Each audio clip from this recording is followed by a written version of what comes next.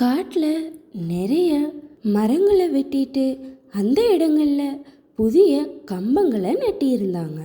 அந்த கம்பங்கள்ல இருந்து நிறைய ஒயர்கள் இன்னொரு கம்பத்து கூட இணைஞ்சிருந்தது. இப்படி காட்டில் நிறைய கம்பங்கள் இருந்ததை பார்த்த குருவிகள் பயந்து போனாங்க. அப்போ மீனுக்குருவி அதோட அம்மா சோனா கிட்ட போய், அம்மா அம்மா, நம்ம காட்டுல புதுசு புதுசா ஏதேதோ கம்பங்கள் நட்டி இருக்காங்கம்மா. அது எதுக்குன்னு தெரியலம்மா. மீனு தினமும் ஏதாவது ஒரு புது கதையை கொண்டு வந்துடுற. நீ என்ன சொல்றனே எனக்கு புரியல. சரி வா போய் பாப்போம். மீனும் சோனா குருவியும் அந்த கம்பங்களை பார்க்க போனாங்க.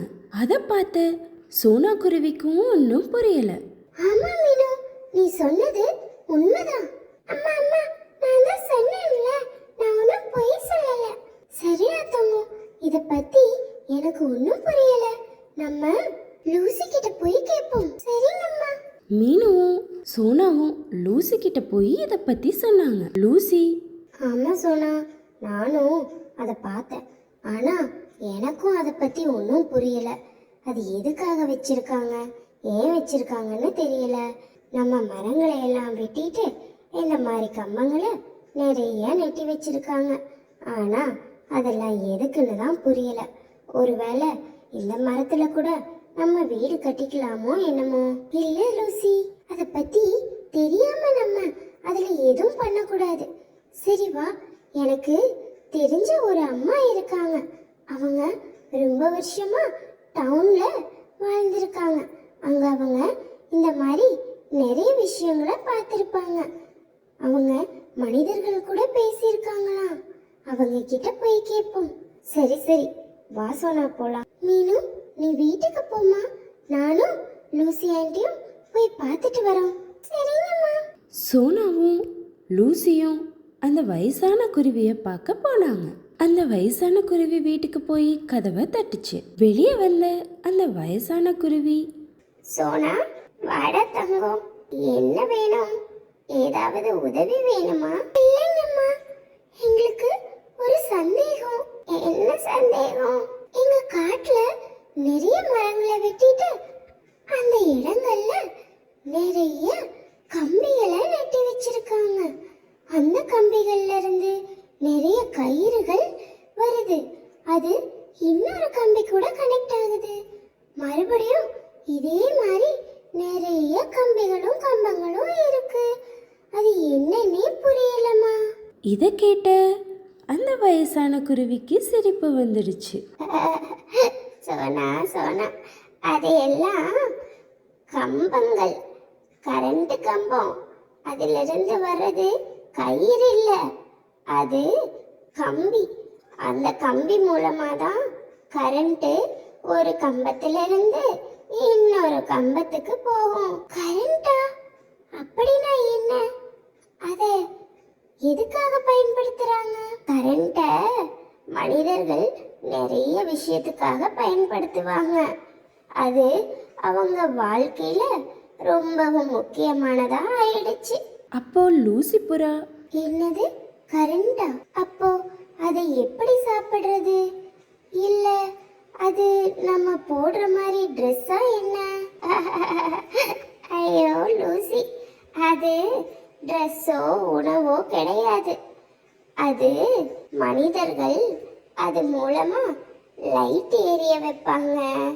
அதுக்கப்புறம் அவங்களோட ஃபோனு, டிவின்னு நிறைய எலக்ட்ரானிக் ஐட்டம்ஸை சார்ஜ் ஏத்துறதுக்காக பயன்படுத்துவாங்க. ஆனா ஒரு விஷயம், அது மனிதர்களுக்கு மட்டும்தான் பயனுள்ளதா இருக்கும், நமக்கு இல்ல. நீங்க அந்த கரண்ட் கம்பத்து பக்கத்துல போயிடாதீங்க. நான் நிறைய பறவைகள் அதுல கரண்ட் அடிச்சு கருகி இறக்குறத பார்த்திருக்கேன். அச்சச்சோ, என்னமா சொல்றீங்க? அது கிட்ட போனா நம்ம இறந்துருவோமா? ஆமா சோனா, எந்த கரண்ட் கம்பில எப்ப கரண்ட் வரும்னே தெரியாது. தெரியாம போய் சில பறவைகள் உட்கார்ந்து கருகி இறந்ததை நான் பார்த்திருக்கேன்.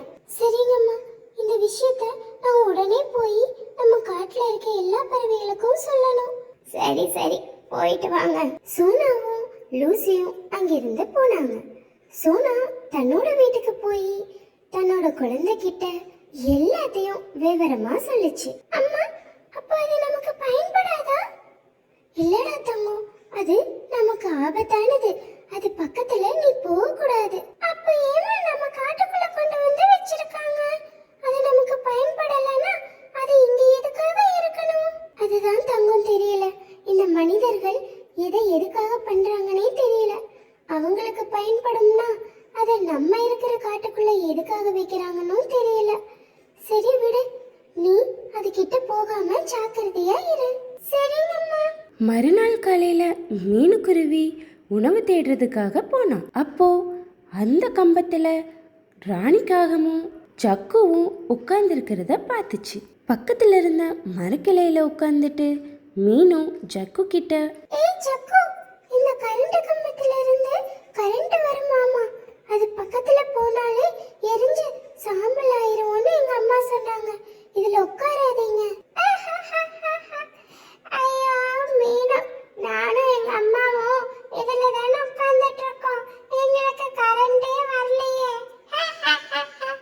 அது ஒண்ணு இல்லடா, அவங்க அம்மா சோனா மாதிரியே சரியான பயந்தாங்கோலி. அவ அப்படிதான் பண்ணுவா. உங்க அம்மா அவளை மாதிரியே உன்னையும் மாத்திட்டாளா? எல்லாத்துக்கும் பயப்பட வேண்டியது இல்ல ராணி ஆண்டி, நிஜமாதான் சொல்றேன். அதுல கரண்ட் வரும்னு சொன்னாங்க. அப்போ நாங்க உட்கார்ந்துருக்கோமே, ஏன் இன்னும் கரண்ட் வரல? தெரியல ஆண்டி, நான் எங்க அம்மாட்ட கேட்டு சொல்றேன். மீனுக்குருவி அங்கிருந்து பறந்து போனான். போற வழியில நிறைய மாதுளம்பழங்கள் இருந்த மரத்தை பார்த்ததும் அதுல இருந்து ஒரு பழத்தை எடுத்து சாப்பிட்டான். ஆஹா, இது ரொம்ப சுவையா இருக்கு.